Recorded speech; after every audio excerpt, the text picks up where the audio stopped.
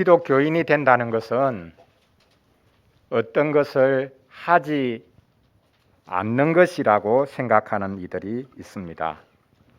특히 우리 육체와 육체의 삶을 부정적으로 생각하는 경우가 많습니다.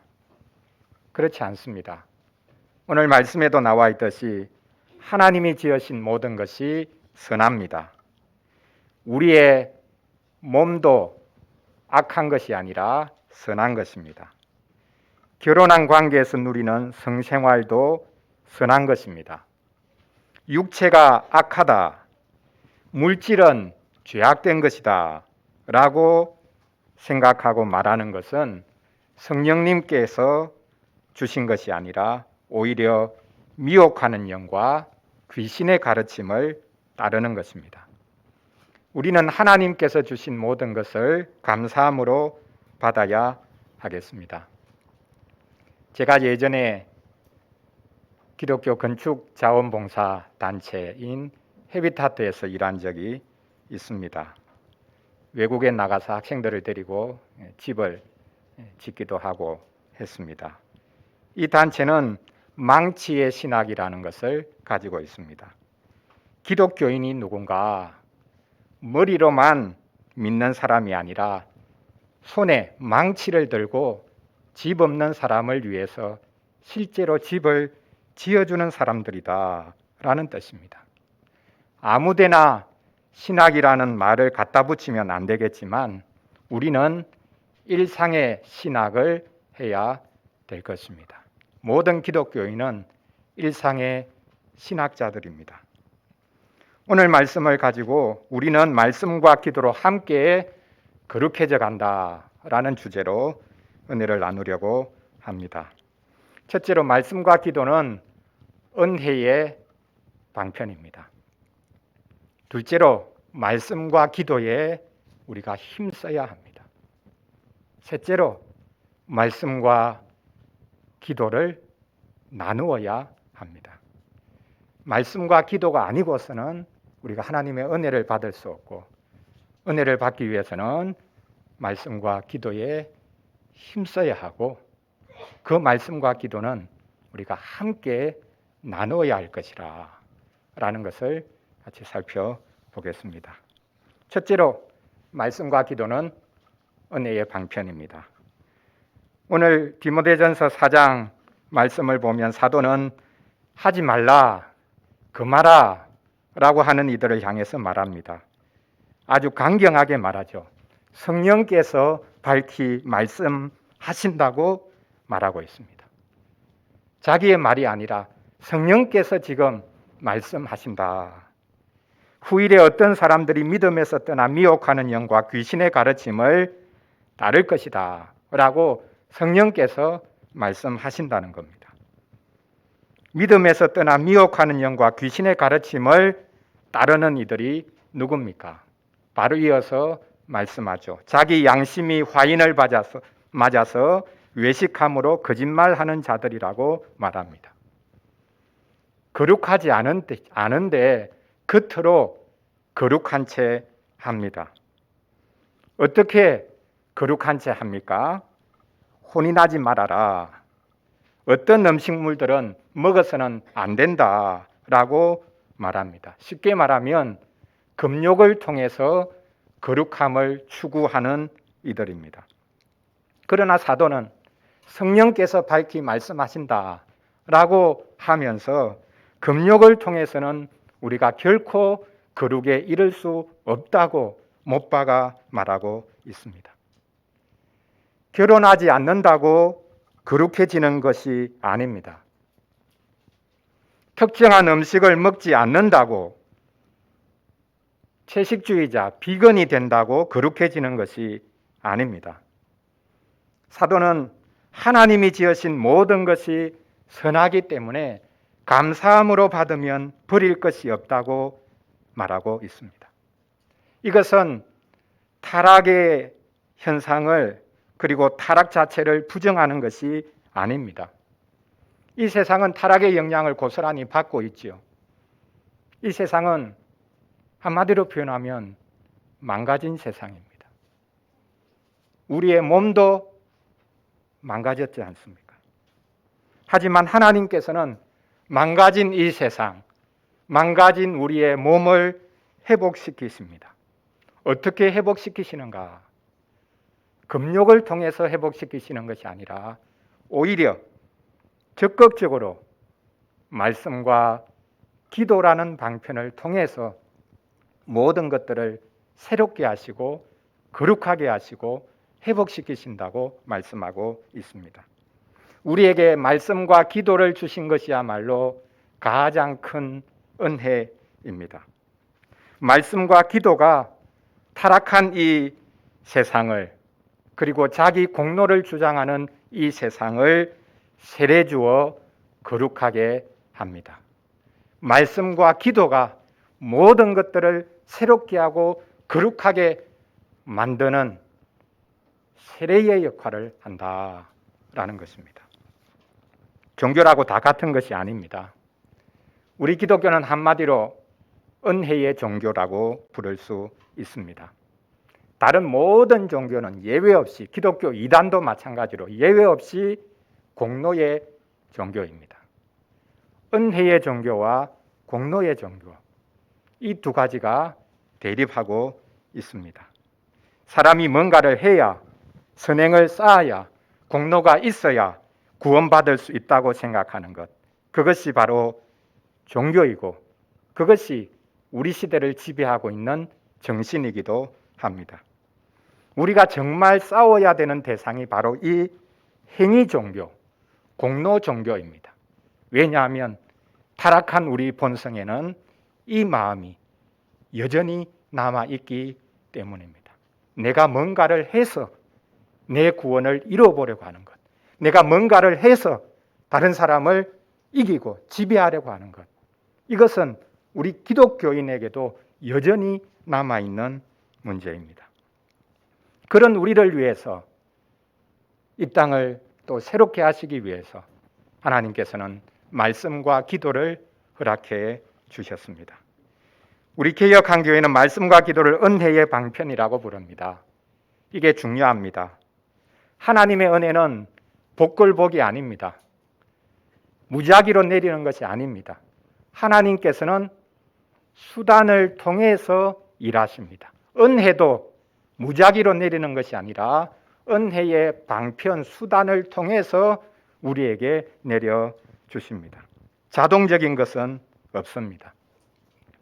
중세 로마 교회의 가장 큰 문제가 바로 이것입니다. 구원이라는 것은 성례를 통해서 자동적으로 내리는 것이다 라고 생각했습니다. 그래서 내 믿음이 중요한 게 아닙니다. 세례에 그냥 참여하면, 성찬식에 참여하면 자동적으로 구원을 받게 되어 있습니다. 거기에 성직자의 역할이 아주 중요한 것이지요. 성직자가 있으면, 그리고 그 성직자가 성례를 베풀면 거기에 참여하는 이들은 자동적으로 구원을 받게 되어 있습니다. 그렇다면 거기에는 믿음도 필요 없고 회개도 필요 없지요. 그렇지 않습니다. 하나님은 수단을 통해서 일하십니다. 하나님께서 공중에서 음성을 들려주시기를 바라고 꿈에라도 나타나기를 바라는 것, 그게 신비주의입니다. 잘못된 것입니다. 그리스도를 통하지 않고 하나님을 직접 만나려고 하는 모든 신비주의 행태, 그것은 하나님을 만날 수도 없을 뿐만 아니라 그렇게 해서 만났다고 하는 하나님이 과연 어떤 하나님일까 생각해 보아야 합니다. 신비주의는 하나님을 보려고 하지만, 신비주의는 직접 하나님의 말씀을 들으려고 하지만, 신비주의는 눈물 수밖에 없고 귀 먹을 수밖에 없습니다. 우리는 하나님이 은혜의 방편 없이 우리에게 찾아오지 않으신다는 것을 알아야 합니다. 은혜롭게도 하나님께서는 말씀과 기도를 통해 모든 것을 새롭게 하시고 거룩하게 만들어 가십니다. 자, 첫째로 말씀과 기도가 은혜의 방편이다. 라는 것 우리가 생각해 보았습니다. 둘째로, 그렇다면 말씀과 기도에 힘써야 하겠죠. 하나님의 은혜를 받고 싶습니까? 그러면 우리는 은혜의 방편인 말씀과 기도를 부지런히 사용해야 합니다. 십계명 해설 후에 등장하는 소교리문답 85문에 보면 아주 흥미로운 표현이 등장합니다. 우리의 죄로 말미암아 마땅히 받아야 할 하나님의 진노와 저주를 피하게 하시려고 하나님께서 우리에게 요구하시는 것이 무엇입니까? 라고 묻고는 답을 합니다. 먼저는 예수 그리스도를 믿어야 된다. 두 번째는 회개해야 된다. 이렇게 말을 하고요. 그 다음에 우리가 계속해서 교회에서 함께 지속적으로 사용해야 될 것이 있다고 말하고 있습니다. 우리에게 구속의 언덕을 끼쳐주시려고 그리스도께서 쓰시는 모든 방도를 부지런히 사용해야 합니다. 여기 부지런히 사용해야 한다는 표현이 눈에 띕니다. 은혜의 방편을 부지런히 사용해야 된다는 겁니다. 교회가 어떤 곳인가? 은혜의 방편을 부지런히 나타내는 곳이 교회다라는 것입니다. 우리가 주일에 예배로 모이는 이유도 바로 여기에 있습니다. 예배가 무엇인가? 예배는 은혜의 방편이 베풀어지는 자리입니다. 공예배라고 부르죠. 은혜의 방편이 공개적으로, 그리고 공적으로, 그리고 모두가 공유할 수 있도록 나타나는 자리, 그 자리가 공예배입니다. 여기에 사사로운 것이 없습니다. 공적으로 말씀이 선포되고, 공적으로 세례가 베풀어지고, 공적으로 함께 성찬상으로 나아가고, 공적으로 우리가 함께 기도합니다. 예배 자리에 있을 때에 은혜가 나타나고 우리는 그 은혜를 누릴 수가 있습니다. 교회는 다른 어떤 프로그램이나 행사가 아니라 은혜의 방편이 지속적으로 나타나는 예배를 잘하고 예배를 통해 하나님이 공개적으로 우리 모두에게 필요한 은혜를 남김없이 베풀어 주신다는 것을 우리가 알아야 하겠습니다. 한국교회 교인들의 문제가 무엇입니까? 무조건 믿기만 하면 된다고 생각하는 것입니다. 하나님이 어떤 분인지 몰라도 크게 문제될 것이 없다고 생각합니다. 한국교회가 무너지고 있는 것에는 반지성주의가 큰 몫을 하고 있습니다. 교인들이 너무 많이 알면 말만 많아지고 교회가 시끄러워진다. 그렇습니까? 하나라도 제대로 배우지 못했기 때문에 온갖 인간적인 생각들이 나타나니까 문제인 것이죠. 교회가 학교가 되면 안 되지만 교회는 말씀으로 교제하는 곳이 되어야 합니다. 잘못된 열심이 교회를 망치고 말씀에 대한 무지가 하나님의 영광을 짓밟습니다. 우리는 사도행전 17장에 등장하는 베레아 교회를 본받아야 합니다. 이 교회는 다른 교회와 달리 사도 바울의 말을 듣고는 집에 돌아가 다시 성경을 펴니다. 진짜 우리가 들었던 그 말씀이 이 성경에 있는 이야기냐? 물론 그것은 구약 말씀이었겠죠. 그래서 열심히 거기에 유대인들이 많이 있었으니까 예배의 땅에서 말씀을 듣고 집에 돌아가서 성경을 다시 펴가지고 진짜 그 설교가 성경 말씀에 맞는 이야기냐? 그렇게 다시 확인하고 살펴보았다. 그래서 이 베레아 교회를 향해서 예전 우리 번역은 신사적이어서, 베레아 사람들은 신사적이어서 이렇게 표현을 했죠. 사실 그 단어의 원래 뜻은 고상하다라는 뜻입니다. 심지어 신분이 고상하다. 물론 그 사람들이 다 고상한 신분의 사람들은 아니었겠지만 베레아 사람들은 고상한 사람들이었다. 고상한 것이 무엇입니까? 말씀을 붙잡고 씨름하는 것이 고상한 것입니다. 다 아는 것처럼 조용히 있는 것, 신사인 채 그렇게 가만히 있는 것이 고상한 것이 아닙니다.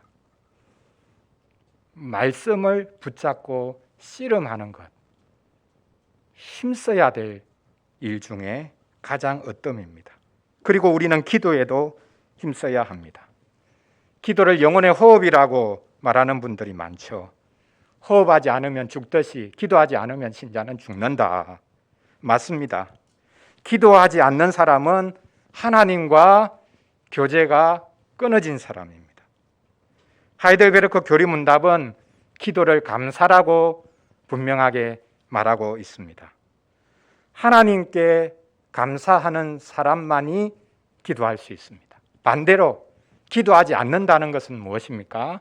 하나님께 감사하지 않는다라는 것을 말하고 있는 것이겠죠. 우리는 말씀을 듣는 것만큼 기도해야 합니다. 30분 말씀을 들었으면 30분 기도해야 할 수도 있습니다. 말씀을 가지고 기도해야 합니다. 우리의 기도가 문제인 것은 말씀을 가지고 기도하지 않기 때문입니다. 그리고 우리는 함께 기도하는 시간을 소중하게 생각해야 합니다. 개인적으로 얼마든지 기도할 수 있죠. 그러나 교회로 모인 것은 함께 기도하라고 교회로 모아주신 것입니다. 교회에서 기도회를 가지는 이유가 여기에 있습니다. 나 자신 개인의 발전을 위해서 시간을 가지는 것보다 같이 기도회로 모여서 기도하는 것이 훨씬 더 나의 발전에 도움이 되는 것이다. 왜? 함께 한 마음으로 나아가는 것이 무엇인지를 몸으로 익히는 시간도 되기 때문입니다. 늘 똑같은 기도 제목인데 그게 뭐 새로운 게 있냐? 아무런 새로운 것이 없어도 함께 기도하는 것이야말로 우리를 가장 새롭게 할 수 있는 길이 됩니다. 자, 말씀과 기도에 힘써야 되고 교회, 특히 교회 직분자들을 하나님이 세워주신 이유가 뭔가? 예배를 인도하라고, 예배 안에 은혜의 방편을 부지런히 나타내라고. 그래서 성도들이 그 은혜의 방편으로 하나님의 은혜를 계속해서 누리도록 하기 위해서 하나님께서 직분자를 세워주셨다. 직분자를 세워주신 이유, 우리를 함께 모으신 이유가 무엇인가? 이 은혜의 방편이 나타나고 은혜의 방편을 부지런히 사용해서 우리가 하나님의 은혜를 지속적으로 누리도록 해주셨다라는 것을 알아야 하겠습니다. 마지막 세 번째로 말씀과 기도는 나누어야 합니다. 올해는 우리가 주일에 점심 식사를 함께 하지 못하더라도 2월부터는 생명 모임만큼은 가지려고 합니다. 그 이유 중에 하나가 바로 말씀을 나누고 함께 기도하기 위함입니다. 목사의 설교에 대해서 나누는 것이 이상하다고 생각하는 분들이 아직도 있을지 모르겠습니다. 설교에 대해서 이러쿵저러쿵 말하는 것이 바람직하지 않다고 생각할 수 있습니다. 설교에 대해서 나누는 시간을 가지면 그 다음부터 설교 시간이 이상하게 될 거다. 설교를 듣는 교인들의 태도가 바뀔 거다. 왜? 나눠야 되니까. 뭔가라도 이야기하기 위해서 설교에 대해서 비판적으로 듣고 앉아있지 않겠는가, 이런 우려를 하는 분들이 있습니다.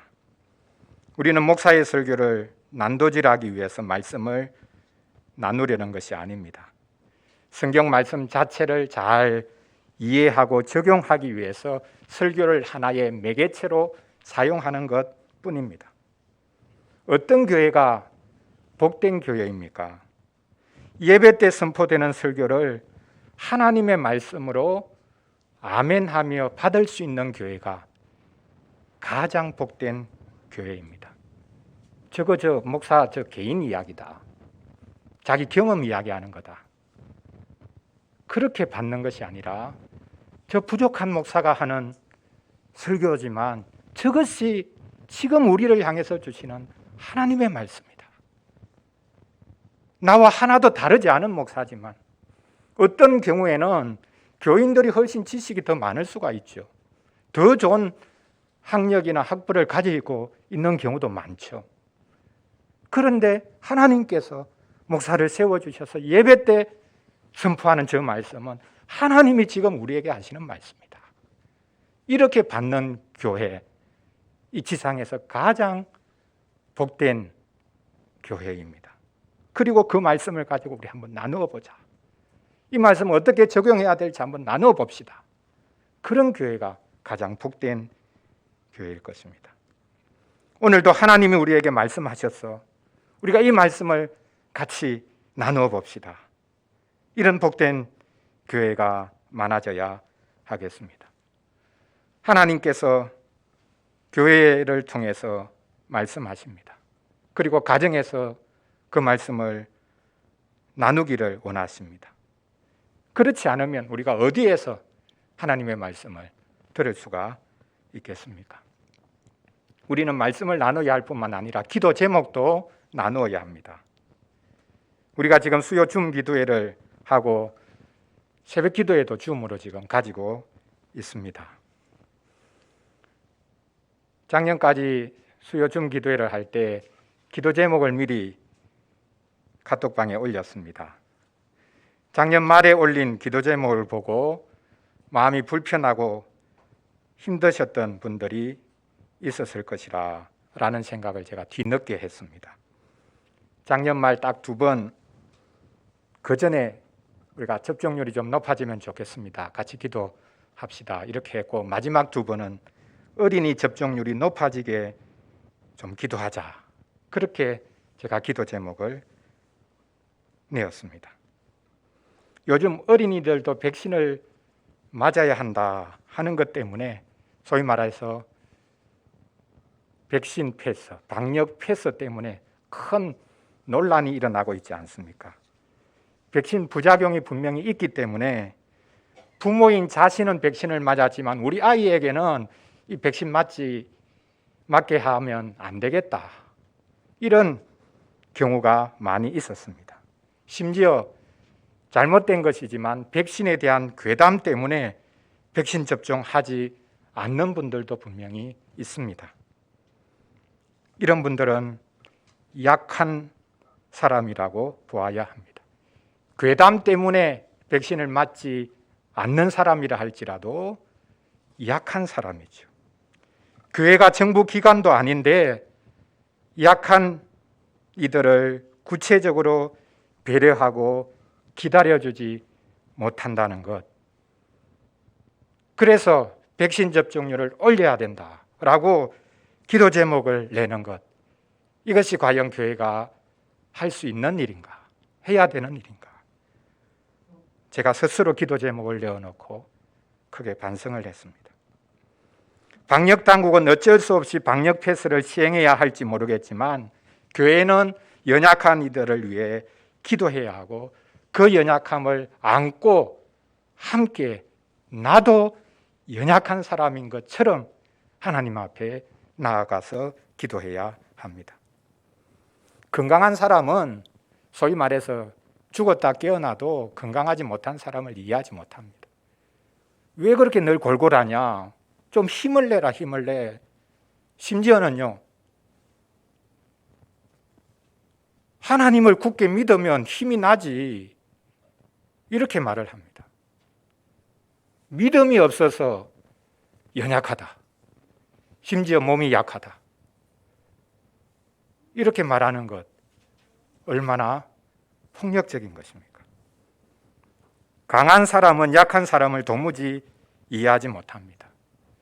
그래서 우리가 기도한다고 할 때에 우리는 하나님의 말씀을 더 잘 알아야 되고 정말 이 세상을 위해서 그리고 교회를 위해서 다른 성도들을 위해서 기도한다고 할 때 우리는 세상을 성경만이 아니라 세상을 더 잘 알아야 되고 사람을 더 잘 알아야 합니다. 그래야 그 기도가 하나님께서 기뻐하시는 기도가 되고 우리를 함께 살리는, 이 땅을 살리는 기도가 될 수 있습니다. 기도가 정죄의 도구가 될 수도 있습니다. 기도는 모든 연약함을 안고 하나님 앞에 함께 나아가야 하는 것이죠. 우리는 말씀과 기도를 나누어야 합니다. 말씀과 기도를 나누면서 사는 것만큼 우리가 거룩해집니다. 우리가 성경 전체를 계속해서 잘 읽어야 하는 이유는 성경 전체를 통해서 하나님께서 우리의 구원을 위해서 어떻게 일하시는가라는 하나님의 그 역사에 풍덩 잠기기 위한 것입니다. 몇몇 지식만 알면 머릿속에만 들어있는 지식이 되죠. 그러나 성경 역사 전체를 통해서 하나님이 인류 역사 전체를 통해서 어떻게 일하시는가, 그것을 알면 그 구속 역사에 내가 풍덩 잠겨서 흠뻑 적게 되는 것이죠. 그것이 복이 있는 것입니다. 말씀에 푹 젖고 그 젖은 말씀을 함께 나누면 우리는 말씀이 지금도 생생하게 살아 역사하신다는 것을 경험할 수 있습니다. 혼자서 성경을 수십 독, 수백 독 하는 것보다 읽은 말씀을 함께 나눌 때에 우리는 더 큰 복을 누릴 수 있습니다. 사실 성경은 개인적으로 읽도록 주신 게 아니라 공적으로 함께 예배 때 읽도록 주신 것이 성경입니다. 함께 읽고 함께 나누도록 주신 것이 성경이다라는 것을 우리가 알아야 합니다. 말씀만이 아니라 우리가 기도 제목을 나눌 수 있다면 참으로 큰 복입니다. 우리가 하나님을 믿지만 교회에서 생활하고 있지만 결국은 내 문제는 나 혼자 해결할 수밖에 없다, 이렇게 여전히 생각하고 있지는 않습니까? 기도해 달라고 하는 말이 빈말처럼 그렇게 들린다 할지라도 기도해 주겠습니다 라는 그 말도 빈말처럼 들리는지 모르겠지만 우리는 서로 기도 제목을 나누고 함께 기도해야 합니다. 말씀과 기도는 힘써야 될 것일 뿐만 아니라 함께 나눠야 하는 것이다 라는 것을 우리가 알면 좋겠습니다. 사랑하는 성도 여러분, 올 한 해는 우리가 은혜의 방편을 부지런히 사용해야 하겠습니다. 올 한 해는 우리가 말씀이 선포되는 자리에 있어야 하겠고 함께 기도하는 자리에 있어야 하겠습니다. 그것이 은혜를 받을 수 있는 길입니다. 우리가 이 세상에 또한 은혜를 나타내기 위해서는 먼저 모여서 말씀을 듣고 그 나누고 함께 기도하고 나누고, 그래서 세상으로 나아갈 때 이 세상도 하나님의 은혜의 콩고물을 얻을 수가 있겠죠. 모든 종교만이 아니라 이 세상의 어떤 사상이나 문화도 결국은 공로 사상에 물들어 있습니다. 은혜가 무엇인지를 모릅니다. 결국에는 내가 한 만큼 누리고 주장하겠다는 것입니다. 아니, 내가 하지 않은 것도 주장하고 누리려고 하지요. 사실 우리는 내가 하지 않아도 누리는 은혜의 문화를 이 세상에 선보여야 합니다. 우리 사회에 화두가 되어 있는 공정이라는 것도 결국 걷어내고 보면 무한 경쟁을 부추기는 것입니다. 우리는 기계적인 공정이 아니라 실질적인 공평을 위해서 일해야 합니다. 기독교인은 말씀과 기도를 통해 사적인 유익이 아니라 공공의 복지를 위해 살아야 합니다. 말씀과 기도는 나 혼자 거룩해지는 방편이 아니라 함께 살고 함께 거룩해지는 방편으로 우리에게 주신 것입니다. 그래서 하나님의 말씀이 세상에서도 세상을 움직이고 세워가는 원리로서 나타나야 하고 우리의 기도는 또한 세상을 위한 기도여야 합니다. 말씀과 기도가 이 세상의 빛입니다. 우리와 이 세상을 살릴 수 있는 생명이라는 것을 우리가 알고 올 한 해 말씀과 기도, 그 말씀에는 눈에 보이는 말씀도 있죠. 세례와 성찬도 함께 포함되어 있습니다. 말씀과 기도가 은혜의 방편이기에 이것이 올 한 해 우리 교회에서 부지런히 나타나고 우리가 부지런히 그 방편을 사용해서 주님의 은혜를, 우리에게 필요한 은혜를 계속적으로 공급받을 수 있기를 간절히 바랍니다. 기도하겠습니다. 우리 함께 잠시 기도하겠습니다.